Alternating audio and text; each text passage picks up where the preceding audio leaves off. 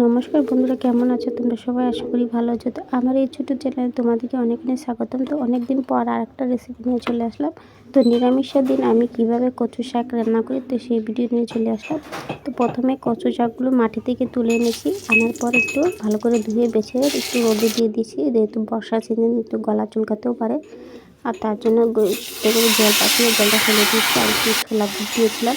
তো ছোলা বুট আর দেওয়ার জন্য খুব ভালো লাগে বুটটা খেতে। তারপরে এখানে ফোড়ন দিয়েছিলাম, পাঁচফোড়ন, তেজপাতা, শুকনো লঙ্কা, আদা দিয়ে ফোড়ন দিয়েছি। আর যখন এটা ভালো করে যখন জলটা টেনে যাবে তখন আমার কচু শাক জানবে যে হয়ে গেছে। দেখো এখানে রাতে আমি কচু শাকটা এরকম রান্না করে নিয়েছি। আর তোমরা যে যেরকম ঝাল খেতে পছন্দ করে সেরকমভাবে কচু শাকের মধ্যে ঝালটা নিয়ে নেবে। তো আমি তো কচু শাক একটু ঝাল ঝাল পছন্দ করি, তাই একটু ঝাল দিয়েছি।